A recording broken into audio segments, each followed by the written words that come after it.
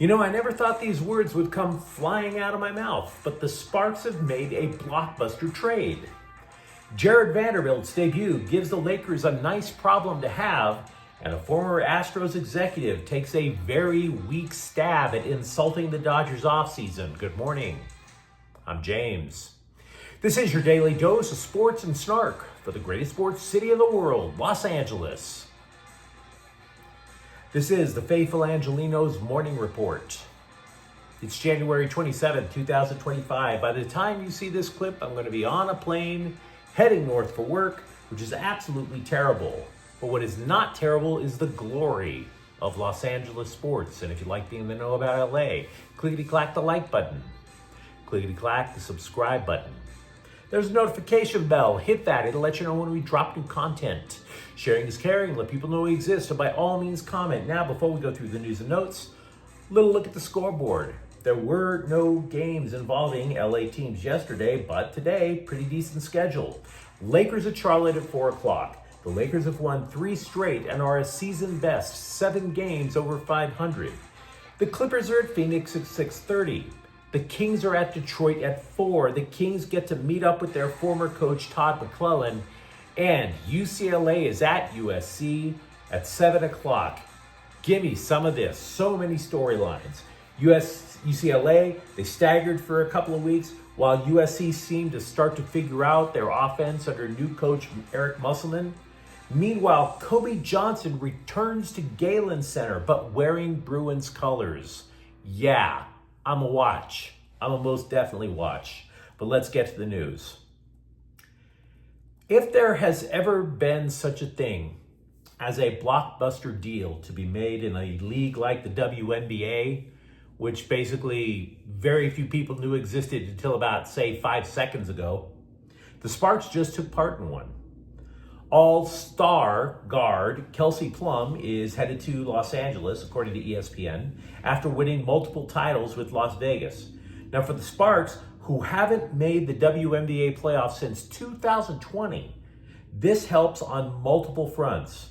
For all of you who basically didn't follow women's basketball until Caitlin Clark came around, Plum was Clark before Clark was Clark. In other words, Clark passed Kelsey Plum for the all-time league scorer in NCAA women's basketball history.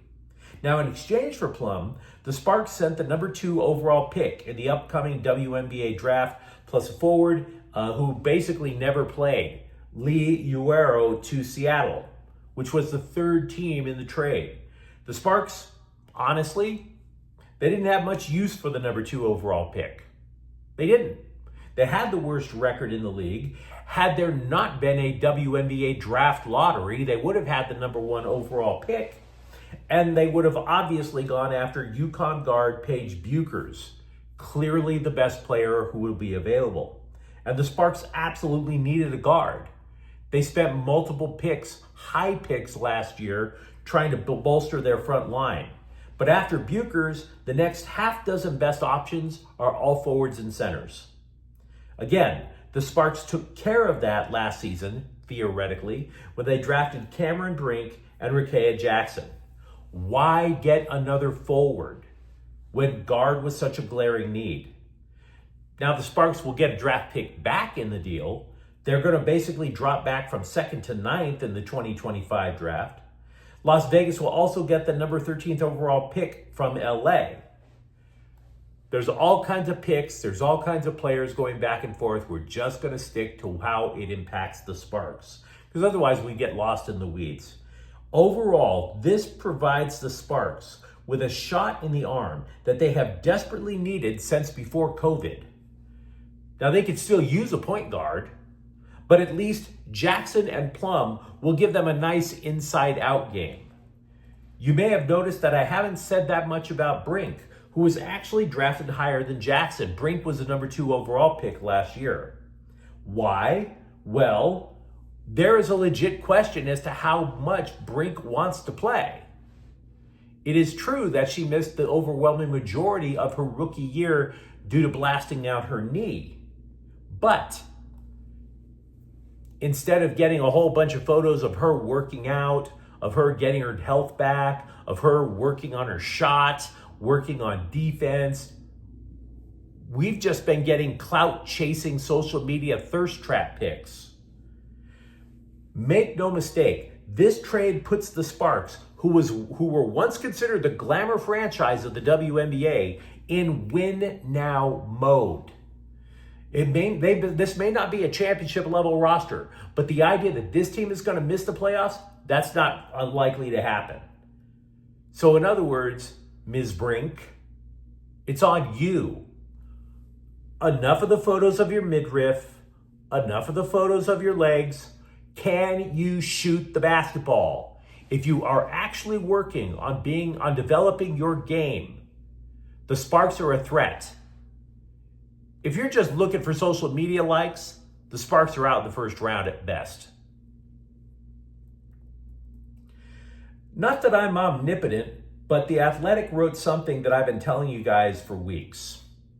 You and I we've both been talking about it, that if Jared Vanderbilt is effective in his return, that's going to change the Lakers' plans at the trade deadline.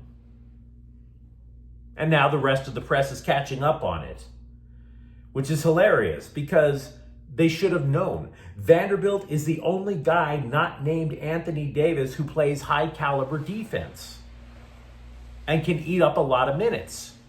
So, to repeat, Vanderbilt missed almost an entire calendar year since his last NBA game with a variety of injuries. He returned to face Golden State on Saturday, and in just 12 minutes, he had 4 rebounds and 3 steals. Was absolutely just an adrenaline, a dopamine rush that the Lakers desperately needed. When Vanderbilt said after the game, quote, "My main goal was just to go in there and play hard," unquote, it's extremely noticeable how hard Vanderbilt plays. Because sometimes you watch a Laker game and you wonder who the hell else is playing hard. In the last 3 seasons, the Lakers have put Vanderbilt up against Luka Doncic, Steph Curry, Kevin Durant, Ja Morant, Jason Tatum. Vanderbilt can pretty much D up on damn near everybody. He can front point guards. He can play the 5 in small ball lineups. So now you look at the Lakers roster and you see Vanderbilt, Dorian Finney-Smith, Gabe Vincent, Max Christie, and you might be able to convince yourself that this team can actually excel at perimeter defense. That was a need prior to the trade deadline. So in other words, their plan is impacted. For that matter, all this time that Anthony Davis has been asking for a center so that Davis can shift to the 4, do the Lakers still do that now? Or do they look for another offensive threat, maybe a playmaking guard? This is the question. You let me know what you think of the comments thread. Defensive-minded center to shift Davis to the 4 or playmaking guard? Because at this moment, defensive-minded additions, they might not be the must-have that they used to be.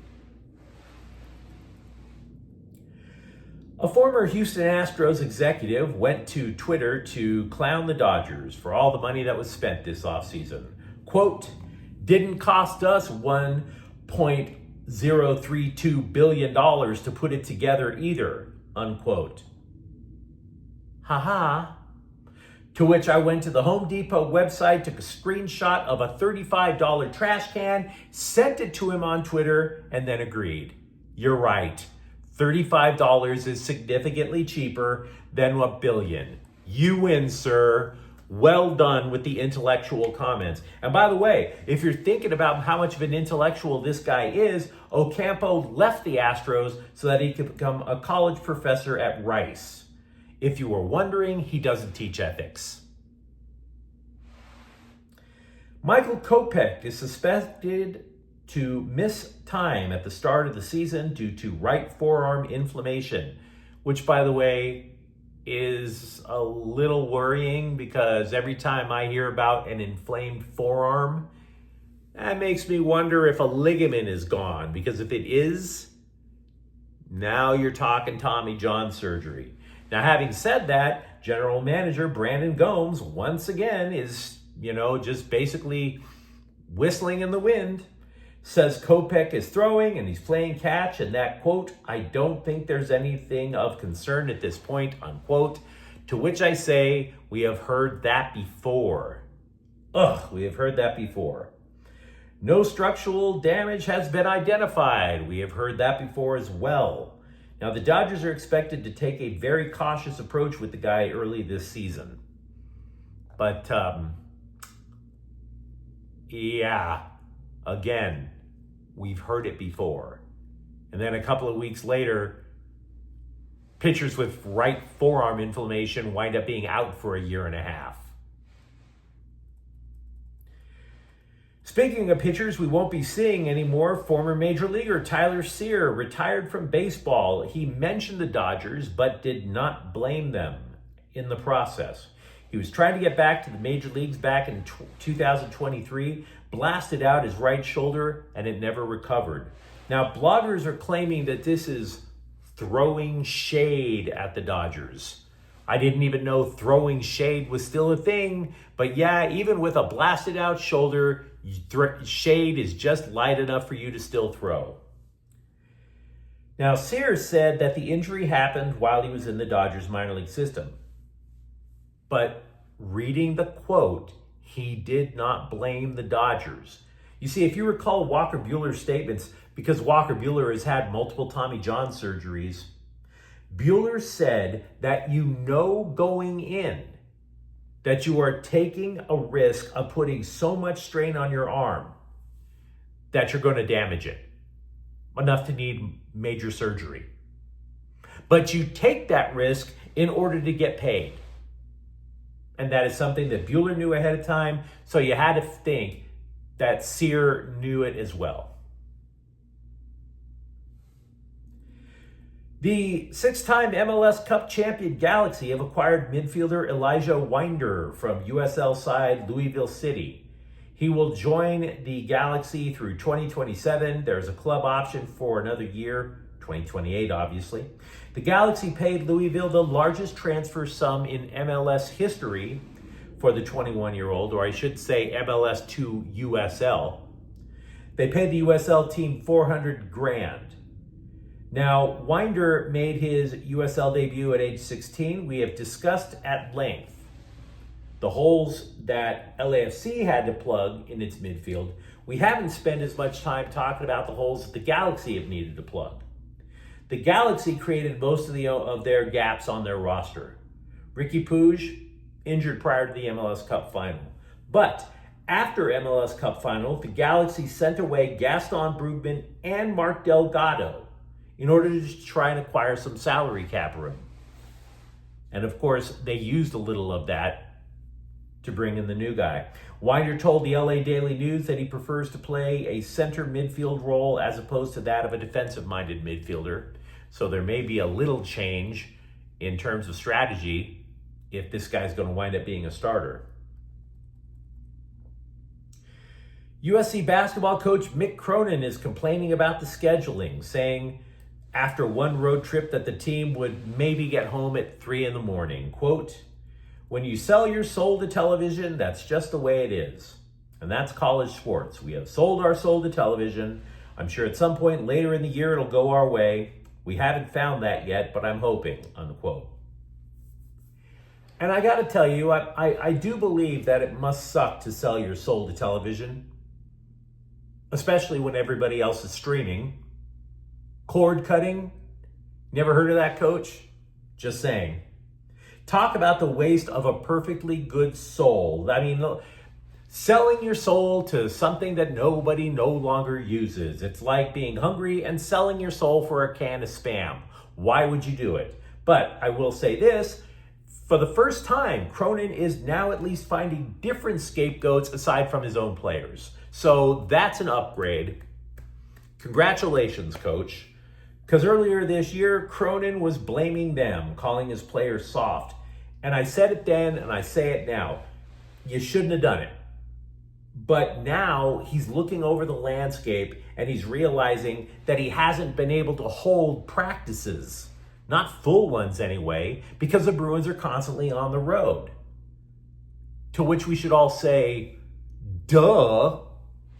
So what are you blaming the players for just because you don't have practice time to implement what you want to do? That's not their fault. This is the type of stuff that you come to understand when you get to think before you speak. So maybe it's not exactly soft players. But you let me know what you think in the comments thread. Talk to me about this. Are you actually marginally interested now in the WNBA now that the Sparks have upgraded their roster? And for that matter, what way would you go if you're the Lakers GM at the trade deadline? And if you enjoyed the content, don't forget to subscribe to Faithful Angelenos. We talk LA sports every single day here. Thank you for watching. I'm James. We'll be back tomorrow. Faithful Angelenos is a Kian Corte El Queso production. Take care.